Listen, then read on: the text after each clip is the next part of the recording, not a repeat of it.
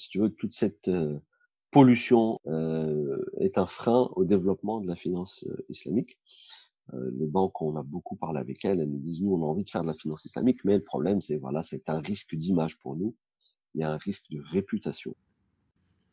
Bienvenue sur Muslim Makers, le podcast où je pars à la rencontre de musulmans ambitieux, au parcours atypique et inspirant. Mais les critiques disent, oui, la finance islamique est réservée aux riches. Non, Oui, la finance islamique n'est pas réservée aux riches. La finance islamique, elle préserve l'intérêt de toutes les parties. Donc, que ce soit le client ou que ce soit l'établissement qui fait le financement, l'objectif, c'est que les deux s'en sortent à la fin de l'opération, qu'il n'y en ait pas un qui se retrouve lésé.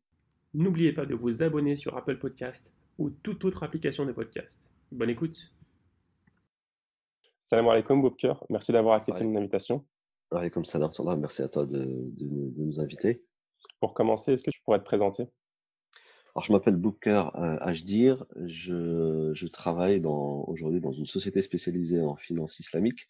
Mais en fait, j'ai pas commencé ma carrière professionnelle ni mes études à la base sur ce sujet-là. J'étais plutôt destiné à faire de l'informatique.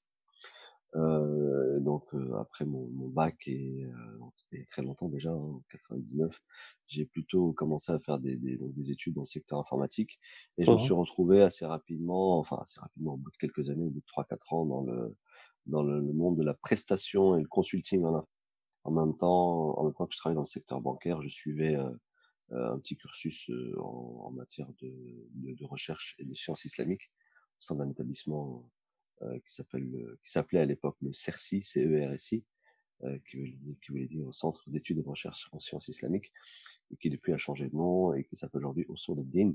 Mais c'était en fait à l'intérieur de ce centre, dans mon parcours, que j'ai découvert au bout de la troisième année d'études, un peu tout ce que disait la religion musulmane en matière de finances, en matière de rapport avec l'argent, etc. Et donc, comme en même temps je travaillais dans le secteur bancaire, que je découvrais ce que disait la religion musulmane sur tout ce que je faisais, je me suis progressivement intéressé de façon très profonde à la finance islamique. Et au bout de 6 ans, 7 ans, voilà, j'ai rejoint une société de conseil spécialisée. Mais entre-temps, en fait, avec un certain nombre de frères et de sœurs en France, on se réunissait de façon régulière et puis on avait créé une association au sein de laquelle on réfléchissait ensemble en fait à comment trouver des solutions alternatives aux produits bancaires classiques, de sorte à ce que la communauté musulmane de France puisse avoir accès elle aussi à des produits financiers qui sont conformes à ses valeurs et à ses principes. Donc on va dire que voilà, je me suis intéressé à la finance islamique à travers d'abord les études et puis ensuite de façon plus concrète, d'abord dans un cadre associatif où on réfléchissait entre différents profils venant du secteur financier, du secteur immobilier, du secteur informatique, etc. Mhm. Et après, de façon très professionnelle, au sein du cabinet qui s'appelle IFAS, Islamic Finance Advisory and Assurance Services, que j'ai rejoint en 2008. Tu avais quel âge à ce moment-là? J'avais quel âge à ce moment-là? Juste pour situer un petit peu. Je devais avoir, aujourd'hui j'ai 42 ans et j'étais à peu près voilà 10 ans plus tôt quoi, 31 ans précisément. Et voilà, donc en fait c'était une société britannique à la base Mhm. qui voulait en fait qu'on avait réussi à convaincre d'ouvrir un bureau à Paris, et bureau que j'ai rejoint Par le et biais dans lequel de je votre suis association? depuis. Par le biais de notre association et puis par le biais de nous-mêmes, c'est-à-dire en fait à l'époque on s'intéressait tellement à ce qui se faisait en Angleterre sur la finance islamique Mhm. qu'on est allé rencontrer des acteurs, des banques et d'autres types d'acteurs, d'autres associations locales. Et c'est là qu'on a rencontré des frères aussi qui partageaient un peu nos mêmes préoccupations, qui partageaient le même état d'esprit que nous et avec lesquels on a réussi à s'associer de façon professionnelle Mhm. pour agir sur le secteur de la finance islamique, à la fois dans le contexte associatif, parce que l'associatif, ça concernait un peu le monsieur tout le monde et madame tout le monde. On faisait beaucoup de conférences, de séminaires, et disons que c'était une approche de pédagogie pure. Et avec le cabinet, c'était une approche professionnelle, parce que là, on parlait avec avec les acteurs que sont les banques, les autorités et les différents opérateurs. Peut-être pour faire la transition sur la présentation du cabinet iFAS. Donc c'est un cabinet qui est spécialisé dans le conseil, la formation et l'audit. Alors audit particulier de conformité à la Sharia. Et ces prestations, il les délivre aux banques, aux sociétés d'assurance, aux autorités financières, au gouvernement, aux États, D'accord. pour soit mettre en place des produits, soit mettre en place des réglementations. Donc ça passe par différentes études de faisabilité, études réglementaires, mise en œuvre de tout ça. Les réglementations sont faites Et pour l'Europe ou bien pour des personnes issues du Moyen-Orient? alors en fait, le cabinet aujourd'hui, on est déployé dans 5 pays. Ok, Donc on est au Royaume-Uni, on est en France, on est à Bahreïn, on est au Maroc et on est au Pakistan. En fait, chacun des bureaux couvre une certaine zone géographique. d'accord. Donc voilà, j'ai été amené à travailler avec des banques centrales du Maroc, d'Algérie, d'Afrique de l'Ouest en particulier, Mhm. et avec des ministères des Finances aussi dans ces pays-là. Et en France, on a un peu travaillé dans un cadre, alors c'était pas vraiment réglementaire, mais on a beaucoup travaillé sur la fiscalité pour permettre aux produits financiers qui existent en France depuis quelques années maintenant, les produits financiers islamiques, d'être compétitifs sur le marché et qu'ils soient pas plus chers pour des raisons exclusives de fiscalité. D'accord. Et du coup, en 10 ans, quels ont été les changements qui ont été effectués en France grâce à votre action? Oui, oui, alhamdulillah, en France, on peut dire que notre action, elle a eu un impact sur le marché français, sur plusieurs aspects. Déjà, d'une part, au niveau du grand public, parce que c'était un sujet, la finance, qui était très, très peu connu, très peu discuté, très peu débattu. Mhm. Euh, Même quand tu vas dans les mosquées, pour ceux qui sont très assidus à la prière du vendredi, qui vivent en France, rares sont ceux qui vont te dire oui, on a déjà eu un prêche du vendredi dans lequel on parle des règles islamiques du commerce, des règles islamiques du business. Mhm. Donc c'est un sujet qui est très peu connu et qui d'ailleurs continue encore à susciter énormément de questions et d'interrogations. Et il y a aussi beaucoup d'idées reçues. Donc le premier impact sur le terrain, c'est d'abord le travail de sensibilisation et d'information. Mhm. Donc on faisait des séminaires au départ, on avait à chaque fois 200, 300 personnes, hein. D'accord. C'est quand même intéressant.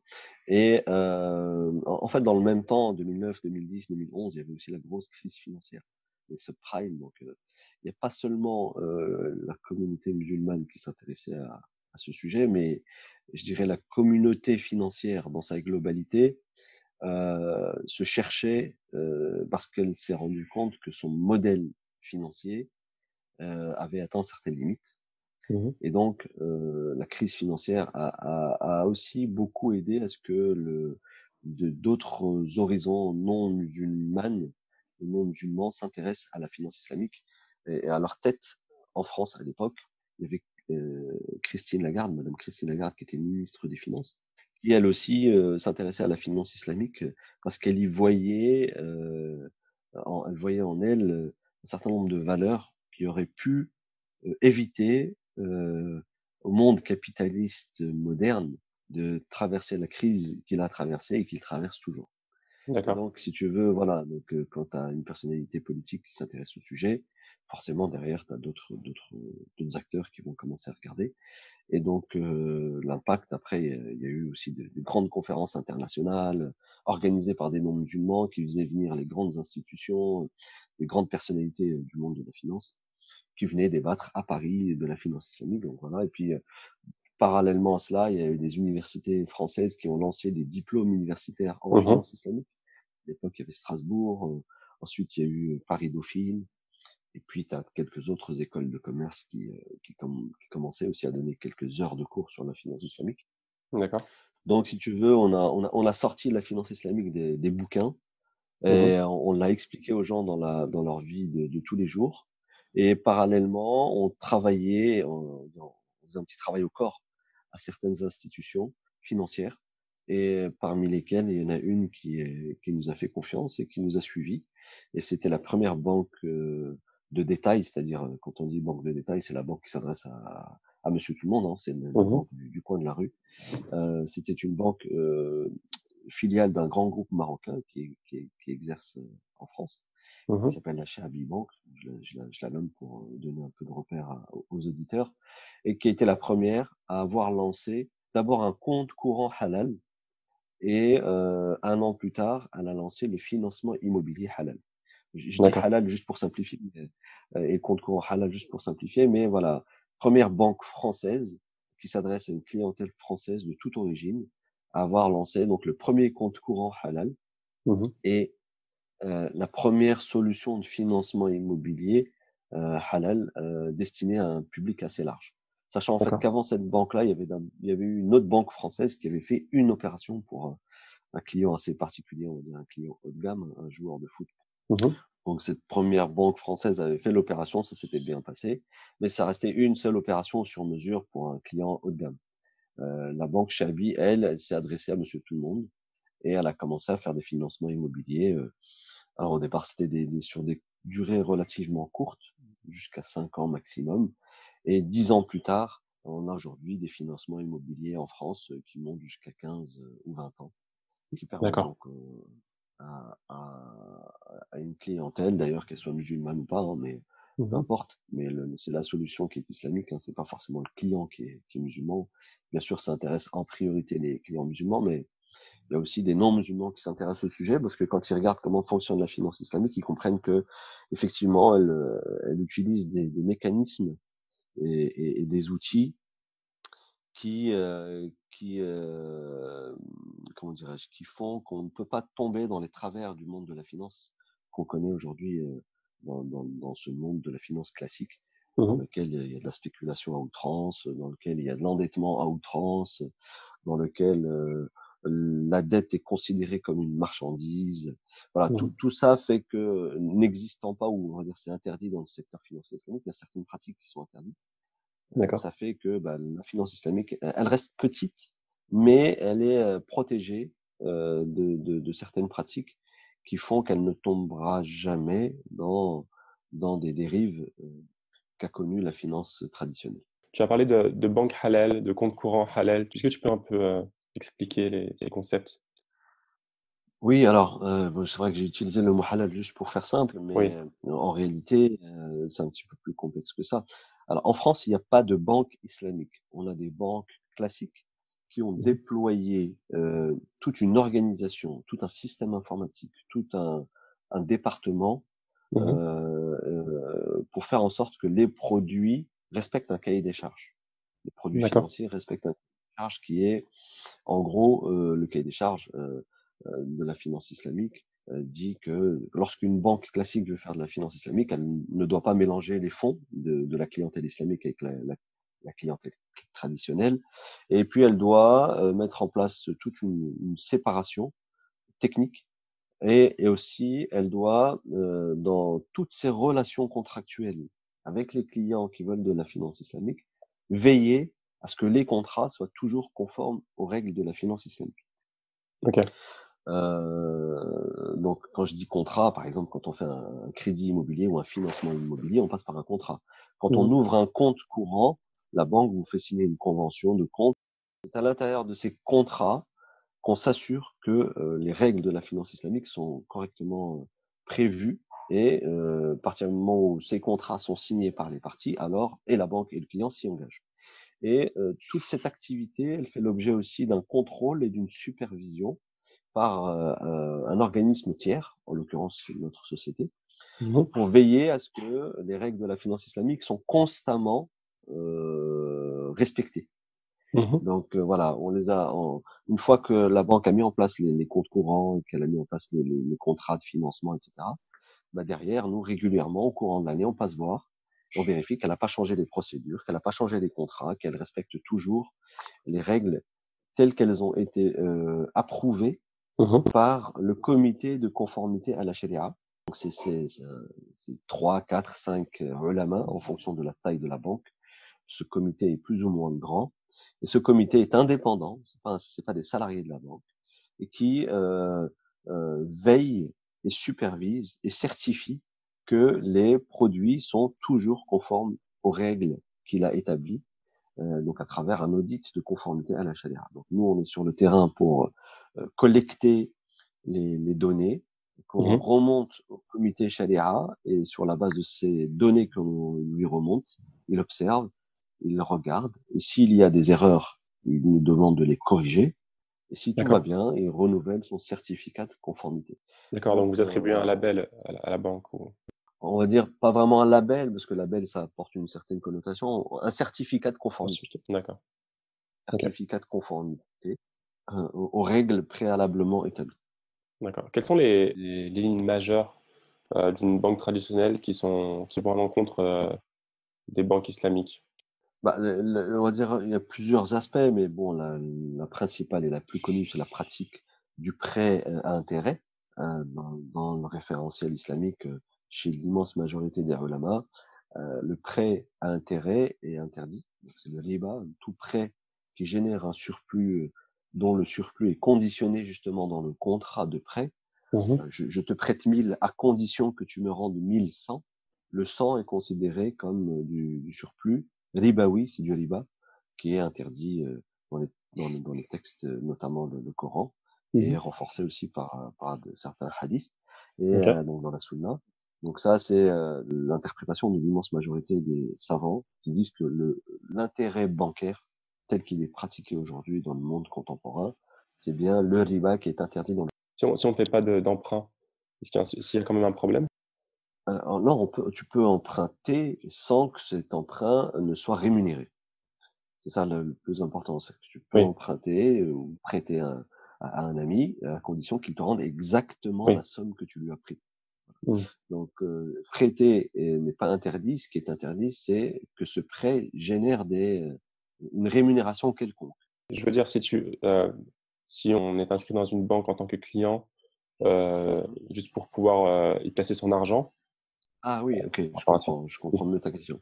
Oui, alors, c'est simple. Effectivement, déposer son argent à la banque, Mhm. recevoir son salaire à la banque, et aussi, et pour certains ulama, problématique parce qu'en fait, la banque utilise l'argent des déposants. Le métier bancaire, la manière dont fonctionne une banque, c'est qu'elle utilise la liquidité dont elle dispose.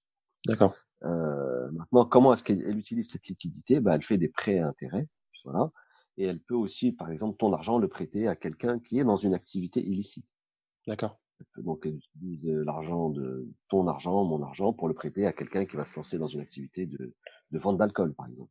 D'accord. Donc, de façon indirecte, en déposant notre argent à la banque classique, on contribue à une activité économique qui n'est pas totalement conforme aux règles islamiques. D'où la nécessité, effectivement, de mettre en place des comptes courants islamiques. Dans ce D'accord. compte courant islamique, on veille à ce que la banque n'utilise pas l'argent du déposant, du client, dans des activités illicites. Voilà, et donc les banques islamiques, lorsqu'elles existent dans certains pays, elles discriminent certains secteurs d'activité dans Mhm. lesquels elles ne vont jamais investir, notamment le secteur de l'industrie alimentaire non halal, le secteur du tabac, le secteur des jeux de hasard. Euh, bref, elles ne vont jamais investir ou financer un client qui est dans une activité non conforme aux principes et aux valeurs de l'éthique musulmane des affaires. Et donc actuellement en France, ça n'existe pas ça.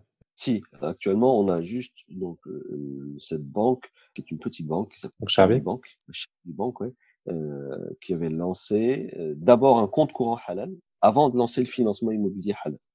D'accord. Justement, elle avait d'abord besoin de lancer le compte courant pour collecter de l'argent. On Mhm. appelle ça des ressources dans le monde bancaire.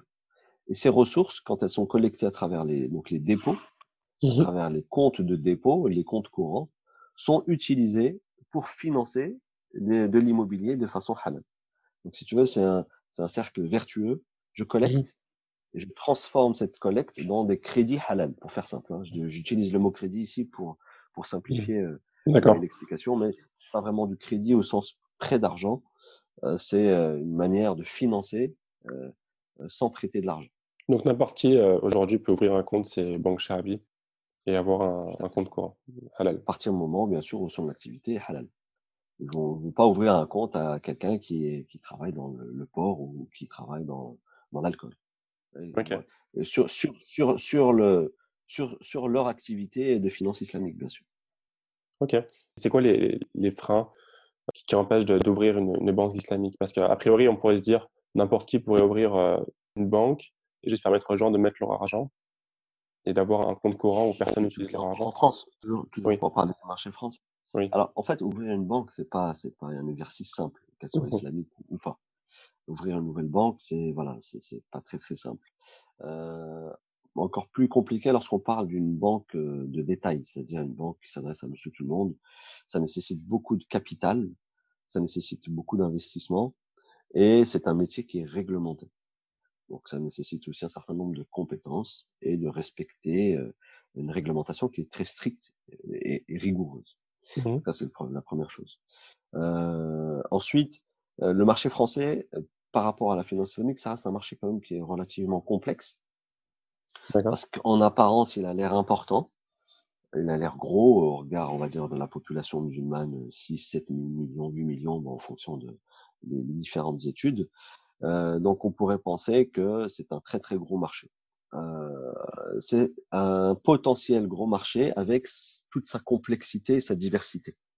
Diversité de clientèle qui vient de différentes origines ethno-culturelles et aussi on va dire tous les problèmes politico-médiatiques qui touchent Mhm. à la religion islamique, qui viennent un peu interférer et polluer toute initiative dans le secteur financier quand cette initiative vient de gros institutionnels.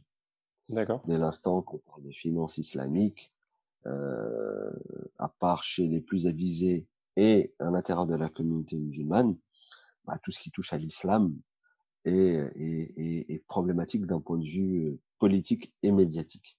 Donc Mhm. ça fait 15 ans qu'en France, chaque année, on a des débats sur l'islam, le voile, etc. Donc, si tu veux, toute cette pollution, j'appelle ça comme ça, moi, pollution, sans y mettre les guillemets, est un frein au développement de la finance islamique.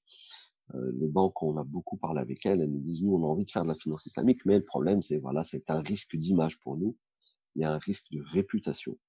D'accord. Donc, on ne peut pas se lancer comme ça sur ce marché-là. Ça, c'est, on va dire, le premier frein psychique. Après, tu as Ok. d'autres freins un peu plus objectifs qui sont les suivants. C'est qu'en fait, même les banques françaises, en fait, elles connaissent la clientèle musulmane. Parce que les musulmans sont comme 99% des Français déjà bancarisés. Mhm. Et en tant que clients de banque, ils ont un certain comportement. Et donc, dans cette communauté musulmane, tu as beaucoup de gens qui utilisent les produits financiers traditionnels, que ce soit Mhm. des produits d'épargne, comme le livret A, l'épargne logement et le crédit à la consommation, crédit immobilier, crédit automobile, basé sur l'intérêt. Mhm. Donc, c'est pas parce qu'on est musulman que tout le monde respecte à la lettre l'interdiction de l'intérêt. Mhm. Et donc, quand tu te mets dans la tête d'une grande banque de France, une grande banque française, bah, même si elle met de côté tous les débats d'image, de réputation, etc., elle va observer dans son portefeuille client que elle a des Mohamed, Rachid, Fatima, Laïla, Mourad, qui sont Mhm. ses clients. Ces clients-là n'ont jamais exprimé qu'ils voulaient un produit financier islamique. Première chose. Donc il y a jamais eu d'expression de besoin de leur clientèle. D'accord. Deuxième chose, euh, ils consomment les produits classiques. Donc, ils n'expriment pas un besoin de produits financiers islamiques. Deux, Mhm. ils consomment des produits classiques. Et donc, de façon tout à fait rationnelle, le banquier dit, bon, finalement, il n'y a peut-être pas de marché pour moi ici. Mhm. Et les rares qui ne consomment pas les produits islamiques, les produits classiques, n'expriment pas forcément de façon forte leurs besoins en produits financiers islamiques, et ils restent des consommateurs lambda avec un compte courant simple. D'accord. Et pour beaucoup aussi d'entre eux, lorsqu'ils ont des intérêts, ben, ils les donnent à des associations caritative. Ok. Donc, si tu on reste dans ce cercle un peu vicieux, pas d'offre islamique, beaucoup de consommation de produits classiques, Mhm. et du coup, les grands acteurs, ils disent, ouais, finalement, il y a peut-être pas de marché. Allez, sur 10 clients, si j'en ai 2 qui s'intéressent à la finance islamique, je vais pas investir pour eux. En gros, si tout le monde mange du cochon, il n'y a pas de raison de faire du mouton halal, quoi. Tu vois, Mhm. je caricature, mais juste euh, pour, pour faire simple. Et donc, d'un point de vue institutionnel, les gros acteurs sont pas, ils ne sont pas convaincus de la réalité d'un très très gros marché. D'accord. Maintenant, il y a eu un travail de terrain qui a été fait, comme je te l'expliquais au début de l'entretien. Il y a quand même une banque, il y en a même deux en fait. Il y en a une qui est pas vraiment une banque, mais c'est une société de financement Mhm. qui s'est qui fait aussi du financement immobilier. Et on a un courtier aussi qui fait beaucoup d'efforts sur le marché français, qui est une petite société, pareil, de frères et de sœurs très motivés et qui font tout pour développer le sujet Est-ce qu'on peut les de citer? façon professionnelle. C'est la société 570 Oui, Easy. 5 d'accord. Ouais, très connu. 0 Oui. Easy avec un I au lieu d'un Y à la fin. Mhm. Donc aussi, ça fait 10 ans qu'ils sont sur le terrain et ils essayent avec des moyens professionnels, ils investissent dans le développement de la finance islamique. Et donc Mhm. voilà, en quelques années, allez, si je devais faire un bilan en 10 ans, on a aujourd'hui allez, plus de 1000 familles qui ont pu accéder à la propriété de Mhm. façon islamique. D'accord. Donc, ça reste très petit par rapport au potentiel affiché sur papier. Et en même temps, ce développement se fait dans un contexte de stigmatisation permanente des musulmans, etc., etc., tu vois, au niveau Mhm. médiatique et au niveau politique. Donc, ça reste un petit marché qui grandit à son rythme, mais qui grandit bien et qui en Mhm. même temps se structure, s'organise. Et on est dans le monde de la finance, qui est un monde complexe. Donc, D'accord. on lance pas un produit financier comme on lancerait un restaurant halal, quoi. Donc, dans toute la complexité juridique, réglementaire, fiscale, comptable, toute cette technicité fait que l'exercice n'est pas simple, mais il Mhm. reste extrêmement intéressant sur le plan intellectuel, à tout point de vue, pas simplement sur son aspect purement islamique, mais D'accord. sur son aspect d'alternative au monde de la finance classique. Parce Mhm. que si on devait aussi faire un bilan du monde de la finance classique, aujourd'hui, on pourrait dire que le monde de la finance classique, il est perdu. Il sait plus trop comment avancer. Il a atteint les limites de son modèle et lui-même, il se cherche. Si tu veux, aujourd'hui, on parle de taux d'intérêt négatif. Mhm. Personne n'aurait pensé, il y a 15 ans, que des banques feraient des taux d'intérêt négatifs. C'est-à-dire que c'est l'emprunteur qui est payé pour emprunter. C'est le monde à l'envers, en fait. Mhm. Et ça, c'est les résultats et les conséquences de la crise financière des 10 dernières années. Et les spécialistes du monde de la finance et de l'économie, d'une manière générale, disent que la santé de l'économie mondiale, elle est en très mauvais état à cause de la pratique du secteur bancaire tel qu'il est aujourd'hui euh, à l'échelle internationale. Et la Mhm. finance islamique, elle se propose comme, comme outil de diversification pour rester humble dans notre approche. On n'est pas là pour dire on va remplacer le monde de la finance ou les pratiques de la finance classique. Non, non. On dit on vient juste apporter une manière différente de faire. Donc, on invite les autorités et les institutions à démocratiser cette manière et la Mhm. proposer. Ensuite, libre à chacun de choisir celle qui lui convient le plus, soit la traditionnelle, s'il veut rester dans le traditionnel, ou celle qui est conforme à une certaine éthique. Mais l'objectif, c'est ça, c'est simplement de permettre l'accès à la finance islamique, aux produits financiers islamiques, de le mettre sur le même pied d'égalité que la finance classique, c'est-à-dire sur le plan fiscal et réglementaire, de sorte à ce que le consommateur ou l'agent économique qui a besoin, que ce soit un consommateur lambda ou une entreprise, bah, puisse avoir accès à ces instruments en fonction de ses besoins. D'accord. Tu me disais qu'il y a donc il y a en particulier la banque Charby Bank. Heu, Pourquoi est-ce que tout le monde ne se rue pas pour ouvrir un compte chez Charby Bank à la place des banques actuelles en France? Là aussi, hein, je te disais tout à l'heure, la communauté musulmane française, elle est assez disparate Mmh. dans la manière dont elle est. Si tu veux, il y a un islam et des musulmans. Donc D'accord. la pratique, elle est pas forcément la même pour tous. Il y a divergence d'interprétation dans beaucoup de choses, notamment dans cette histoire de la pratique du taux d'intérêt. Mmh. Il y a des voix, des prédicateurs qui disent que l'intérêt bancaire n'est pas interdit, etc. Mmh. Bien sûr, les arguments sont pas très solides au niveau sharia, Mmh. mais c'est une voie qui existe. Donc, elle est un frein au développement de la finance islamique. En gros, si tu encourages les gens à rester dans le haram, Mmh. le halal ne se développera pas ou il se développera que très peu. Donc en théorie, même si Euh, on ouvrait 10 banques halal, c'est pas pour autant que les gens changeraient de banque. oui, oui, on pourrait dire ça. Bon, après, en fait, le marché français, c'est pas un marché de la demande, c'est un marché de l'offre. Mmh.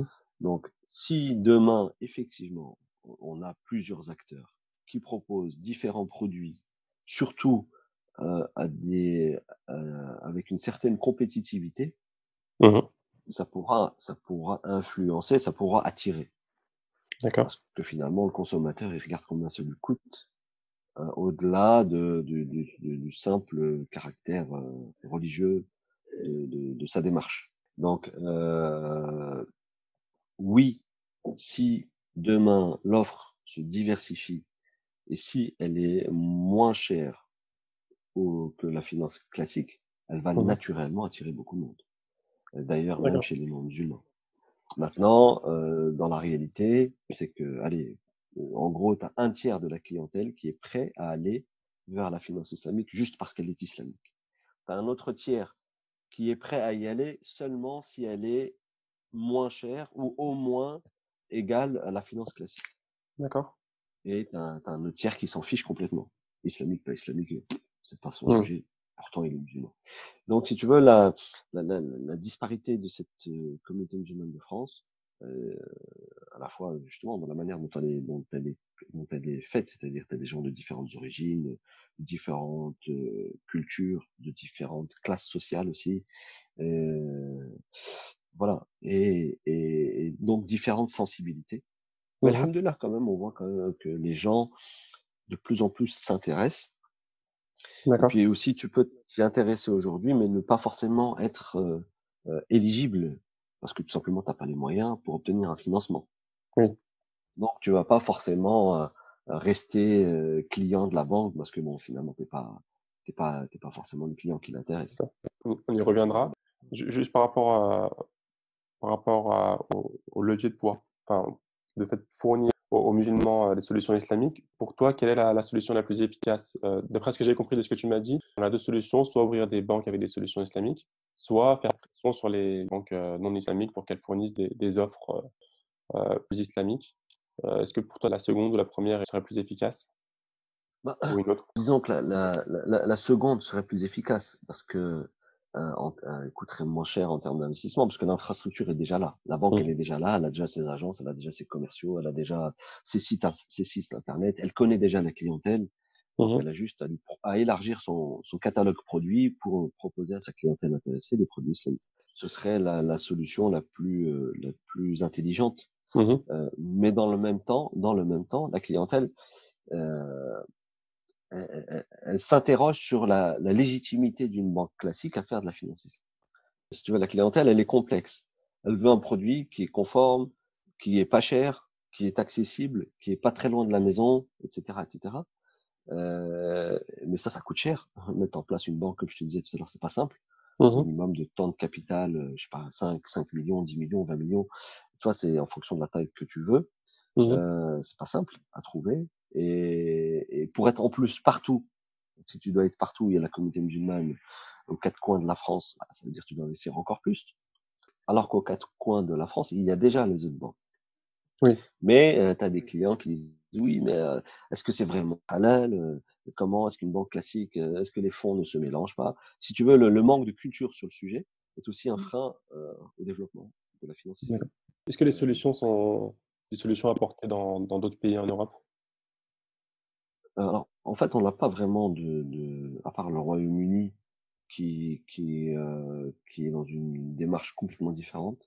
Mmh. C'est-à-dire, c'est la volonté des autorités de faire de la finance islamique un secteur financier stratégique, comme d'autres. Et donc, ça fait 30 ans que les autorités ne ménagent pas leurs efforts pour que la finance islamique se développe. OK. Tu vois? Donc, il y a des banques islamiques depuis des années. La première banque islamique de détail est 100% européenne. Elle a été ouverte au Royaume-Uni en 2004. Quelles sont les banques au Donc, Royaume-Uni? bah, t'as Al Rayyan Bank, Ryan? Mmh. t'as Al Rayyan Bank, t'as Qatar Islamic Bank, Qatar International Islamic Bank, t'as Bank of London and Middle East. Mais bon, ce sont pas toutes des banques de détail. Mmh. T'as des banques d'investissement aussi, mais t'avais Lloyds, Barclays, HSBC aussi à l'époque, enfin, bref, toutes les banques classiques qui depuis très longtemps proposaient déjà une offre islamique à leur clientèle. Et qu'en Angleterre? Oui, oui, c'était que en Angleterre, Mmh.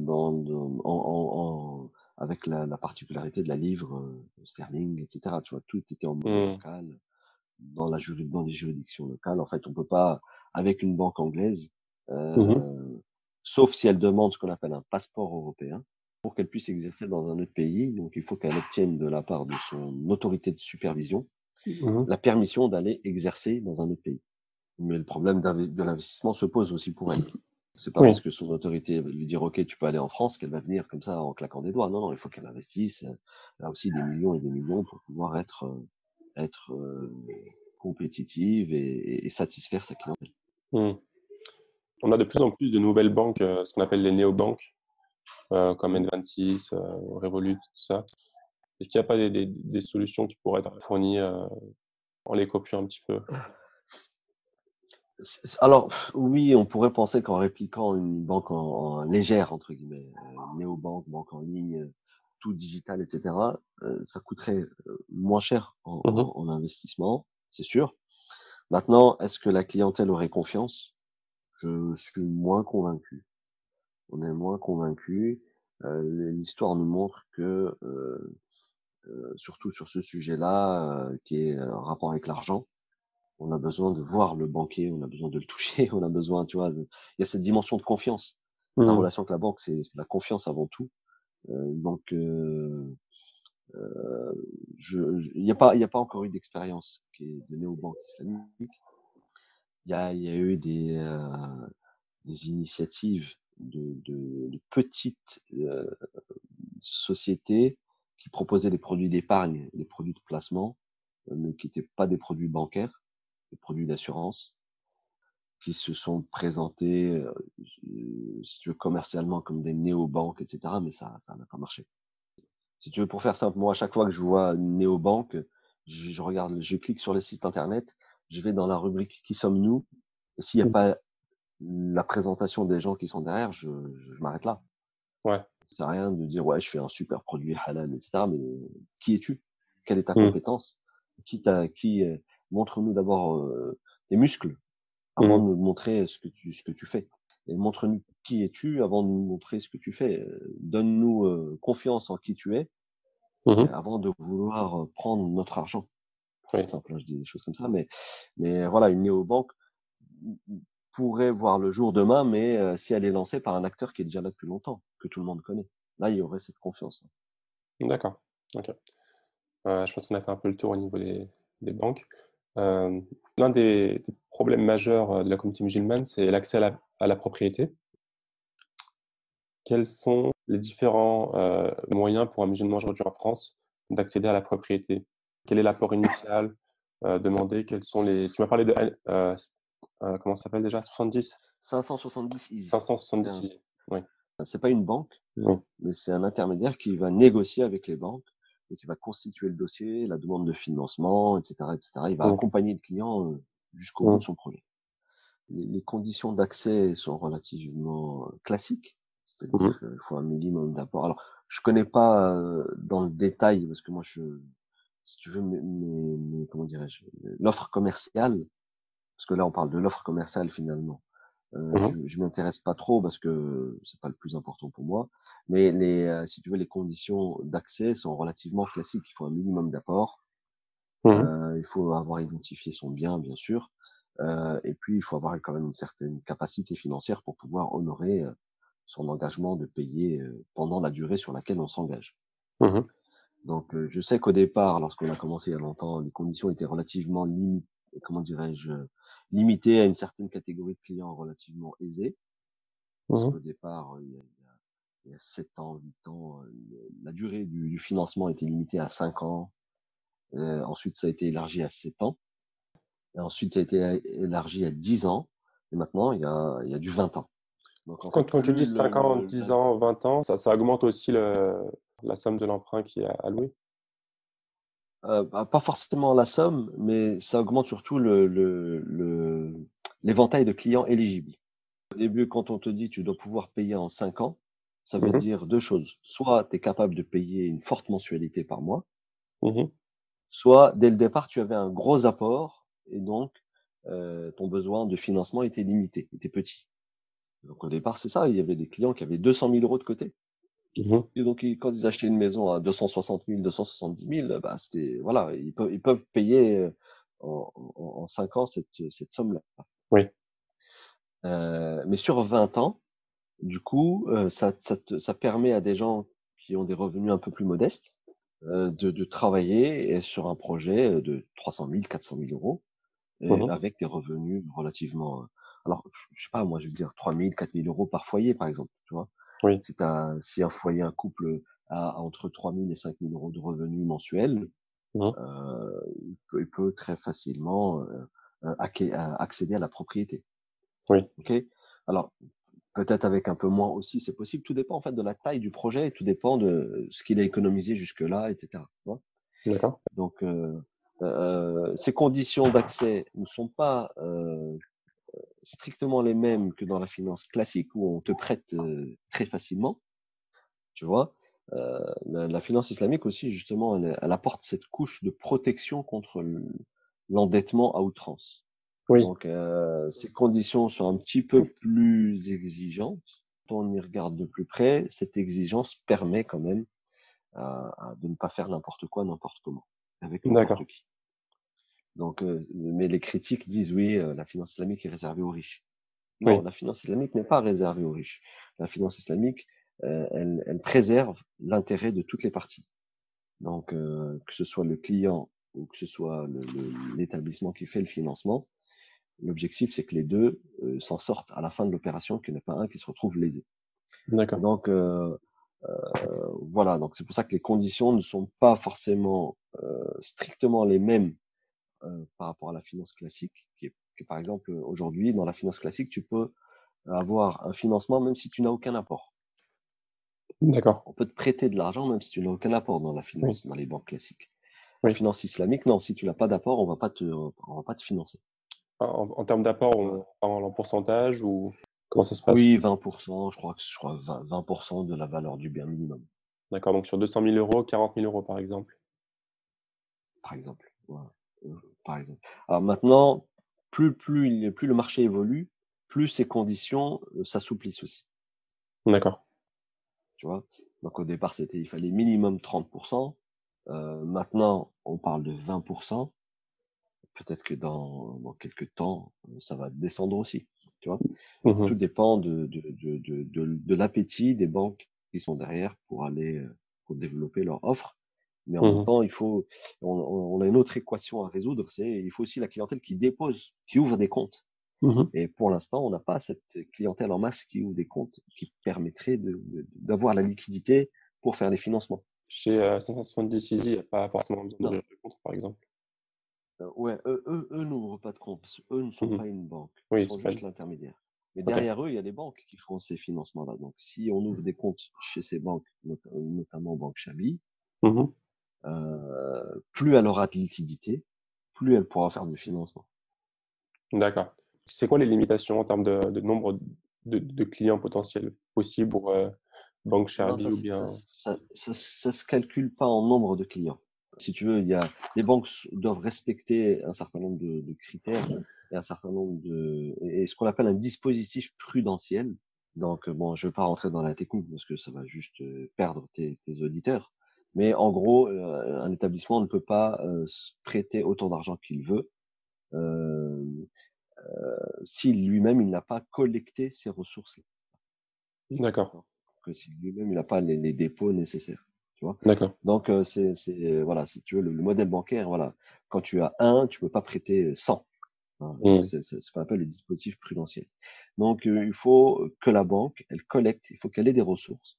Donc beaucoup de comptes clients, des comptes courants islamiques sur Mhm. lesquels les gens reçoivent leur salaire, sur lesquels les gens mettent leurs économies, etc., etc., tu vois. Et plus ils en auront, plus ils pourront faire des financements, tu vois. D'accord. Problème qui ne se pose pas à l'échelle des grandes banques, tu vois. Hmm. Mais les banques dont on parle pour l'instant sont des petites banques, ce sont des tout petits établissements qui font finalement proportionnellement à leur taille. D'accord. Donc, comment ça se passe techniquement? Si quelqu'un veut acheter un bien, il rentre dans une sorte de liste d'attente. Pas forcément, pas forcément. S'il veut acheter un bien et qu'il a une capacité financière et qu'il est qu'il répond et qu'il il donne satisfaction sur le plan financier à la Mhm. banque va le financer. La banque va le financer, tu vois. Donc, sauf qu'en fait, dans la réalité, tout le monde n'est pas finançable. Tout le Mhm. monde n'a pas forcément un apport.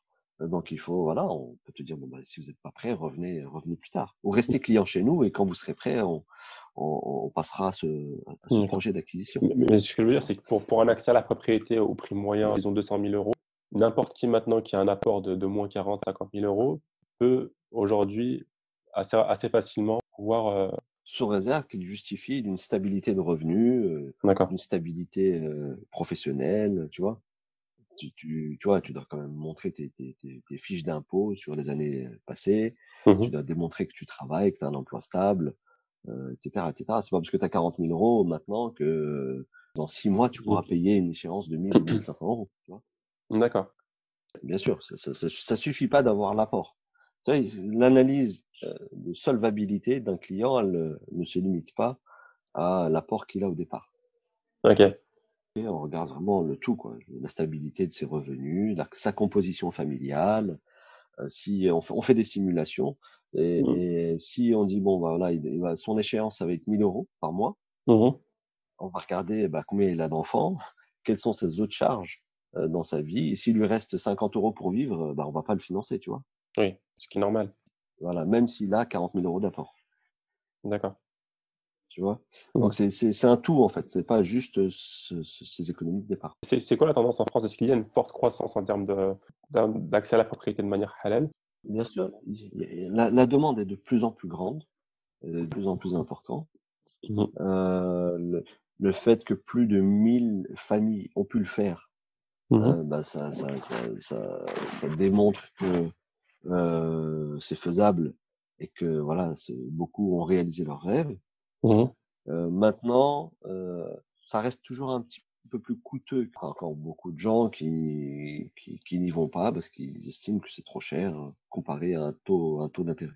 Est-ce qu'on peut donner un exemple? Bah oui, aujourd'hui, je te disais tout à l'heure, dans la finance traditionnelle, les banques, entre elles, elles se prêtent à taux négatif. Et Oui. donc ça se traduit sur le marché entre la banque et son client final avec des taux d'intérêt qui sont très très bas, qui sont Oui. en dessous de 1%. Alors D'accord. qu'en finance islamique, si je devais comparer, je serais à un taux de 2, minimum de 2,5%. D'accord. Donc tu vois, ça c'est déjà sur le plan de la compétitivité un problème. Donc voilà, après en fait en réalité c'est pas très honnête intellectuellement ce qu'on est en train de faire parce qu'on compare un produit non islamique à un produit islamique Oui. qui sont structurellement fabriqués de façon différente. Oui. On fait quand même cette comparaison parce que les deux permettent de répondre aux mêmes besoins dans ton exemple celui d'accéder à la propriété. Mais les banques islamiques peuvent aussi investir l'argent des clients euh, dans des sociétés, si elles sont halal. Elles peuvent aussi avoir des profits comme les banques non islamiques. Bien sûr, bien sûr, bien sûr. L'activité bancaire islamique, c'est pas une activité caritative, c'est une Mhm. activité lucrative. Par rapport à ça, une banque classique va prendre l'argent des épargnants pour l'investir en bourse ou bien dans des fonds Oui, d'investissement. Une banque halal fera la même chose. Et la question, c'est est-ce qu'elle est capable déjà d'avoir les mêmes retours sur investissement? oui, oui. Elle est capable d'avoir les mêmes retours sur investissement. Elle est capable de, si tu veux, d'avoir la même performance, pour Mhm. faire simple, donc la même performance économique. Mhm. Bien sûr, son univers d'investissement est beaucoup plus restreint que ceux de la Oui, bien finance sûr, classique, que celui bien de la sûr. finance classique. D'accord? Donc ces restrictions font que, comment dirais-je, bon, elle est un peu plus prudente, Mhm. mais l'histoire dans les 10 dernières années, les 20 dernières années, dans la mesure où dans d'autres pays, cette finance islamique existe et continue de grandir, Mhm. ça veut dire que c'est rentable aussi. Oui. Et du coup, Voilà. par quoi on explique l'écart de prix entre un taux d'intérêt à 1% et le taux à 2,5? Par le fait que dans la finance classique, on achète et on vend de l'argent. C'est Mhm. ça la pratique du intérêt. Dans la finance islamique, l'argent n'est pas une marchandise. Donc je Mhm. n'achète pas de l'argent pour le revendre à mes clients. Mhm. D'accord? Donc je fonctionne de façon complètement différente. Dans l'exemple de l'immobilier en France, la banque doit acheter la maison. Elle doit D'accord, acheter la maison et en devenir pleinement propriétaire, avec toutes les conséquences juridiques, comptables, fiscales qui en découlent. d'accord. Et une fois qu'elle est propriétaire, c'est seulement à ce moment-là qu'elle peut revendre à son client avec une marge et client qui va donc payer en plusieurs fois cet achat. Donc, si tu veux, dans la manière dont c'est fabriqué, le processus de financement est beaucoup plus lourd et beaucoup plus coûteux, ce qui explique ce surcoût par rapport à la finance classique où toi, tu vas acheter une maison, bah, je te prête de l'argent, c'est tout. Ok, J'achète pas la maison. ok, J'ai pas de frais de notaire sur la maison. J'ai pas de besoin d'aller regarder en détail la maison. oui. J'ai pas besoin de porter, je porte pas dans mon bilan la maison. Alors que dans la finance islamique, la banque, lorsqu'elle achète la maison, si le client final se désiste, Mhm. ben la banque se retrouve propriétaire d'une maison. Il faut qu'elle la revende à quelqu'un d'autre. Si elle D'accord, n'arrive pas à la revendre à quelqu'un d'autre, ça a un impact sur sa comptabilité, sur son bilan. Elle va d'accord. payer des taxes dessus, elle doit entretenir la maison. Et si jamais la maison, bah, elle subit un tremblement de terre, elle subit des dégâts, Mhm. c'est la banque qui perd sur cette maison, parce qu'elle en est pleinement propriétaire, donc elle en assume pleinement les risques. D'accord. Donc, les étapes additionnelles expliquent l'écart de prix. Exactement. T'as Très pas bien. que ça, tu as les risques, la procédure, le processus de mise en place Mhm. et les frais afférents à tout cela. Oui, les frais de notaire notamment. Dans l'immobilier, voilà, tu as des frais de notaire, tu as des droits d'enregistrement, tu as des taxes de publication foncière, tu as des frais d'acte. Enfin bref, Qui voilà, sont en quelque sorte c'est doublés assez en fait. lourd. Ils sont en quelque sorte doublés, pas tout, parce que Mhm. justement, la France, sous l'ère de Christine Lagarde, a fait en sorte que les droits d'enregistrement ne soient pas payés deux fois, Mhm. mais tu as quand même d'autres frais qui sont payés deux fois parce que ils font partie de la transaction, justement, c'est du commerce, et ce n'est plus du prêt d'intérêt, du prêt d'argent. D'accord. Ok. C'est du vrai commerce. Mhm. C'est du vrai commerce. C'est-à-dire que j'achète pour revendre. Et non pas, je prête pour que toi tu achètes. Ok. Pour un étudiant qui sort d'école, qui souhaite à l'avenir accéder à la propriété, pour toi, c'est quoi la meilleure Oui. stratégie? Pour un étudion, Qui acquiert rien, qui commence de euh, rien. Mmh. c'est déjà qu'il commence à travailler. Oui, Il donc on commence à travailler. mmh Si son intention c'est d'investir dans l'immobilier relativement tôt, bah, après tu sais, il y a chaque individu a son environnement Oui, familial bien sûr. et social. Mmh. Donc, si je te fais le schéma, je sais pas si c'est le plus répandu, mais un jeune qui termine ses études, mais qui est encore chez papa et maman, et dont papa et maman travaillent, ou dont papa et maman n'ont pas besoin que leurs enfants les aident financièrement. Oui. Donc, c'est voilà. Donc, dès qu'ils rentrent dans le marché du travail, là, tu as plusieurs scénarios. Soit il se marie et donc bah il va fonder son petit foyer et donc il va tout de suite faire face à un certain nombre de charges. Mmh. Soit il se marie pas tout de suite, il est toujours chez ses parents et donc il a une capacité d'investissement qui est beaucoup plus grande Mmh. parce qu'il a un salaire, c'est son argent de poche, ses parents lui demandent rien. Si c'est quelqu'un qui a une tête bien faite, il va pas dépenser son argent dans des belles voitures tous les 3 mois. Il va pas Mmh. partir en vacances tous les 15 jours. Donc, tu vois, ça tout dépend en fait de chaque individu et sa manière et de son éducation et de beaucoup de choses. Donc, les jeunes qui sortent d'études, euh, je sais pas C'est te dire assez quel serait compliqué. ça. C'est Disons compliqué, tu quelqu'un vois. qui a 25 ans, qui a un salaire stable. Est-ce que déjà tu conseilles à ces personnes-là de s'intéresser, à se poser des questions? Si, bah, de toute façon, l'investissement dans l'immobilier, c'est quelque chose d'important, c'est quelque chose qui est pas si compliqué et c'est quelque chose c'est toujours un investissement utile. Mhm, Soit pour toi parce que tu vas après habiter dedans ou parce que tu vas tout de suite habiter dedans, soit mhm, parce que tu vas le mettre en location, donc ça va te faire un revenu locatif, mhm. soit parce que tu vas acheter pour revendre, donc tu vas spéculer et tu vas gagner, tu vas faire une plus-value. Courbe de l'immobilier, elle est plutôt, voilà, bon, bien sûr, ça dépend dans quel pays on est, dans quelle ville on est, etc. Mais l'investissement dans la pierre, ça a toujours été un investissement intelligent.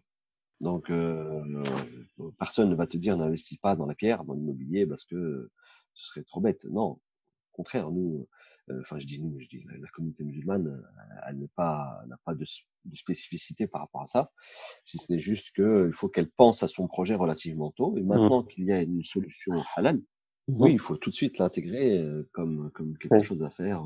Vu la solution proposée, il semblerait qu'il soit possible, par exemple, je sais pas, une personne qui sort d'études, qui a un revenu, on va dire un revenu moyen, avant les 30 ans, pouvoir mettre, je sais pas, de mettre 30, 40 000 euros de côté en 5, 6, 7 ans, et à 30 ans déjà pouvoir accéder à une propriété grâce à son apport. Ça semble tout à fait possible. Oui, c'est une trajectoire relativement standard. Hmm, Tu vois, c'est d'accord. un parcours relativement standard, oui. En 5 ans, tu as largement le temps de préparer ton projet. Oui, d'accord. Il y en a même qui y arrivent avant, il y en a même qui arrivent à le faire en couple, déjà, dès qu'ils sont en couple. Voilà. Sauf que là, quand tu es jeune, et par exemple, si tu te maries, tu dois penser ton projet selon tes ambitions de composition familiale aussi. D'accord. C'est-à-dire que le Murabaha, enfin, le produit de financement immobilier Murabaha, il n'est pas souple. Mhm, Et c'est-à-dire que si tu veux acheter un petit appartement, mais mhm. que tu es quelqu'un qui a envie d'avoir beaucoup d'enfants, Oui. il faut plutôt penser tout de suite à acheter une grande maison Mhm, parce que ton ambition, c'est d'avoir une grande famille, parce que tu as grandi dans une grande famille, parce que tu vas avoir plein d'enfants, parce que toi, tu as plein de frères et sœurs, par exemple, tu vois. oui. Parce que tu peux pas, si tu achètes un petit truc, tu vas pas forcément le revendre à un prix intéressant, parce que tu devras le payer sur 15 ans, et le prix sur 15 ans est beaucoup plus élevé que sa valeur au bout d'un an. Parce que le financement immobilier tel qu'il est fait aujourd'hui, il n'est pas souple. Mhm, J'achète, je te revends, mais tu dois me payer, le prix il est fixe, ça y est, il bouge plus. Donc il faut pas te tromper en fait dans ton projet. oui. Donc, voilà, il faut bien penser en fonction de ses, voilà, de ses ambitions, comment dirais-je, ses ambitions sociales Mhm, et professionnelles et familiales et tu vois. Donc d'accord. il faut bien y réfléchir Mhm. et en fonction de ce qu'on a envie de faire et de ce qu'on aimerait faire, se positionner. Ça fait une bonne transition en termes d'investissement. Donc, on a plusieurs solutions. Une des solutions, c'est l'investissement immobilier. Quels sont les différents moyens, les différentes stratégies d'investissement possibles pour un musulman aujourd'hui en France? Alors, on reste toujours dans je dirais l'investisseur lambda, monsieur tout le monde, qui n'est pas Mhm, forcément spécialiste. On a des produits d'investissement ou d'épargne ou de placement dans l'immobilier, justement. Société, voilà, là, je préfère ne pas donner de nom parce que, si tu veux, c'est important de comprendre, que tes auditeurs comprennent que le conseil en investissement, c'est un métier oui, spécialisé. Tout le monde ne peut pas conseiller n'importe qui à faire de l'investissement parce qu'il y oui, a une responsabilité derrière, une responsabilité légale et pénale. Donc, d'accord, moi, c'est pas mon métier de conseiller les gens à faire des investissements. d'accord. Imagine, je te dis, ouais, tu peux investir dans telle société, dans telle action en Mhm, bourse, parce qu'elle est halal, oui, mais peut-être que derrière, tu vas perdre ton argent. oui, D'accord? La société, elle va rester halal. mhm, L'investissement sera halal, mais tu auras perdu tout ton argent. Et tu vas m'en vouloir parce que je t'aurais fait le mauvais conseil. oui, Donc, ça suffit pas de s'orienter exclusivement sur un investissement parce qu'il est halal. Il faut également regarder tous les risques qui en découlent. Aujourd'hui, sur le marché, il y a des produits d'investissement pas très risqués qui sont dans l'immobilier, ok, mhm, Et il y a des produits d'investissement ou de placement qui sont un peu plus risqués, qui sont dans les actions en bourse. Donc, ça existe. Il existe des fonds d'investissement, il existe des produits de placement dans l'immobilier et des fonds d'investissement dans les marchés boursiers. Bien Mhm. sûr, ces fonds d'investissement respectent la charia, ils sont audités et d'un point de vue charia, etc. Donc, ils sont halalés. Pas de souci sur la halalité du produit. En Parce France, il y en a que des disponibles. il y en a des disponibles. Je donnerai pas de nom parce que c'est pas mon rôle et Mhm. c'est pas mon métier, mais ça existe. Ce qui est important de retenir, c'est que c'est pas parce qu'un produit est halal qu'il est rentable. D'accord. Parce qu'il y a un principe en finance islamique qui dit la chose suivante. Si tu veux gagner de l'argent, tu dois accepter un risque. Oui. Ok? Pas de risque, pas de risque, pour faire ça, Mhm. entre guillemets. Mais ça veut dire quoi, accepter un risque? Ça veut dire que la personne ou l'institution qui te propose le placement, elle va pas te garantir à l'avance que ton Mhm. capital, tu vas pas le perdre. Elle ne Mhm. peut pas te garantir à l'avance que tu vas gagner de l'argent. Mais elle Oui. peut te garantir qu'il est halal. Parce que le sharia board fait son travail, il vérifie. Mhm. Donc c'est pour ça que je disais, il faut être bien accompagné pour Mhm. choisir les bons investissements en fonction de leur qualité économique, en plus de leur qualité chariatique. D'accord. Donc là, on a parlé d'immobilier qui est assez sécurisé, l'investissement dans des actions qui est plus risqué. Est-ce qu'il y a d'autres possibilités d'investissement? Non, après, bien sûr, oui, il y a un tas d'autres possibilités d'investissement. Là, encore une fois, tout dépend de ta capacité, de ton Mhm. aversion au risque, de ton intérêt. Mais en réalité, si t'as 40 000 euros de côté, par exemple, ou 50 000 euros de côté, tu peux très bien investir oui, sur les actions, oui, dans l'immobilier, mais tu peux aussi investir dans le projet de ton cousin qui a une super idée, mais qui n'a pas d'argent. Oui. Donc une start-up. Start-up ou pas, peu importe, où il existe peut-être depuis 10 ans, maintenant il a besoin de fonds pour se Mhm. développer, tu vois. Donc c'est ça aussi l'investissement. Il faut avoir Mhm. une culture de l'investissement pour savoir où je peux mettre mon argent. Et pour savoir où je peux mettre mon argent, je dois être capable d'analyser le profil économique de mon investissement. Donc D'accord. voilà, il faut juste avoir une culture de l'investissement. Et c'est ça qui manque au sein de la communauté musulmane de France. Mhm. On va peut-être aussi, pour conclure aussi, sur l'entrepreneur qui a besoin d'argent, Mhm. pour faire le lien et la transition avec l'entrepreneur Mhm. musulman qui cherche à se financer de façon islamique, Mhm. eh bien, cet entrepreneur, il faut l'inviter non pas à chercher des prêteurs, mais à chercher des investisseurs. Donc cet D'accord. entrepreneur doit être capable de construire un projet et de le présenter avec sa rentabilité, Mhm. avec sa solidité financière. Et au lieu d'aller chercher des prêteurs, au lieu d'aller à la banque, au lieu d'aller chez sa famille pour lui demander de lui prêter de l'argent, Mhm. eh bien, il faut qu'il aille chercher des investisseurs, des Mhm. gens qui sont prêts qui croient en lui, Mhm. qui croient en son projet et qui sont prêts à investir sur lui Mhm. et à prendre les risques avec lui et à réussir avec lui ou à supporter les pertes en cas d'échec. Bien D'accord. sûr, ça ne veut pas dire qu'on n'a pas le droit de gérer le risque de perte. Ça ne Mhm. veut pas dire qu'on doit investir de façon aveugle. Ça ne Mhm. veut pas dire qu'on doit investir sans faire confiance. Au contraire, il faut réunir qualité économique, qualité de projet, confiance et maturité. Maturité, c'est ça, je pense qu'il manque. C'est un peu de maturité dans l'investissement Mhm. et construire cet écosystème qui permettrait justement de développer, qui permettrait d'aller vers un certain développement économique. C'est très à la mode de créer sa propre start-up en ce moment. Et du coup, voilà, pour financer sa start-up, on a plusieurs moyens. Parfois, on a besoin de beaucoup d'investissements pour pouvoir grandir. Il y a beaucoup de moyens qui existent, notamment Mhm. des investisseurs, des business angels, des VC. Donc, c'est des termes assez complexes, mais en gros, c'est des gens qui investissent dans ta Oui. start-up. Il y a aussi le financement participatif, comme Ulule, Kickstarter et compagnie. Est-ce que tous ces moyens sont acceptés, sont OK? Dans le principe, le crowdfunding, investissement en action, le business angel, c'est le capital risque, capital investissement. Tout ça, ce sont repos sur des principes de l'investissement islamique. Mhm. Donc, t'as des gens qui ne te prêtent pas d'argent, mais qui investissent. Ça rejoint exactement ce que je te disais juste avant, qui investissent dans ton projet, dans ta Oui. startup. Bien sûr. mais Prennent le ils risque vont avec toi. investir dans ta startup. Voilà. Mais Mmh. ils vont pas prendre un risque aveugle. Ils vont investir dans ta startup parce que tu leur as présenté un beau business plan, tu leur Mmh. as démontré ta capacité à mener à bien cette société pour laquelle Mmh. tu veux lever des fonds. Est-ce qu'on peut lever des fonds, notamment avec des sociétés qu'on a décrites plus précédemment, qu'on utiliserait pour accéder à la propriété? Pas Pas aujourd'hui. aujourd'hui, non. Pas aujourd'hui, non. Non. D'accord. Ces sociétés spécialisées, pour l'instant, elles sont focalisées sur l'immobilier. D'accord. OK. Est-ce qu'on doit faire attention à où les investisseurs investissent? Est-ce que ça impacte si on doit accepter leur investissement ou non?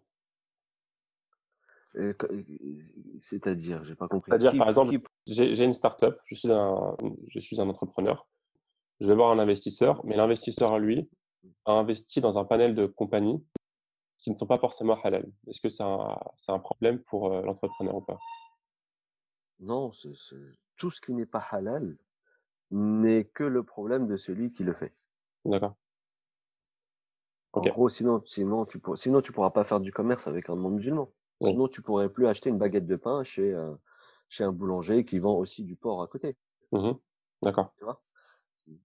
Toi, ce qui t'intéresse, c'est ce que tu achètes, c'est ce que tu mets en place, c'est ce que tu consommes. Oui. Et ta contrepartie, si elle croit en toi, elle croit dans ton projet. Après, lui, comment il a gagné son argent, c'est son problème. Bien sûr, il faut D'accord. juste être dans la légalité, Mais Mmh. s'il est pas musulman, ou même s'il est musulman et qu'il a des activités illicites et des activités licites, bon bah, il faut l'inviter à investir dans ton activité licite Mmh. et Inch'Allah, peut-être que ton activité à toi, elle est licite, elle sera tellement performante et économiquement intéressante pour lui que peut-être qu'il va délaisser l'activité illicite. D'accord. Tu vois, il faut avoir une approche plutôt, euh, euh, comment dirais-je, constructive et non pas restrictive. Déjà que les investisseurs sont très limités, alors si en plus on commence à Fallait se mettre des filtrer. filtres encore plus importants, C'est clair, ah donc c'est clair. je fais plus rien là, tu vois. Voilà, voilà. Est-ce que il est possible de se former? Est-ce qu'il y a comment dire, une science minimale à connaître et où? Oui, alors ça, je peux le faire très facilement parce que nous-mêmes, on fait beaucoup de formations. Moi-même, je fais beaucoup de formations et aujourd'hui, on a tellement de demandes qu'on a même mis en place une formation en ligne qui est accessible OK. à, tout- à toute personne qui s'intéresse au sujet. Alors ça, c'est très simple. Il faut aller sur formation au singulier, Mmh. formation.ifas, OK. ifaas.com, Mmh. Je mettrai ça en formation.ifas.com. description.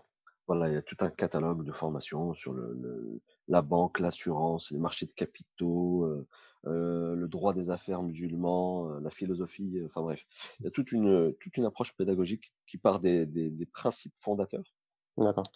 qui part du référentiel de l'agent économique musulman, qui va jusqu'à la technique, comment on met en place les produits, comment on gère les risques, comment les banques fonctionnent, comment les sociétés d'assurance fonctionnent. Je pense qu'on a fait un peu le tour. Je sais que tu es pressé, donc c'est d'aller terminer assez vite.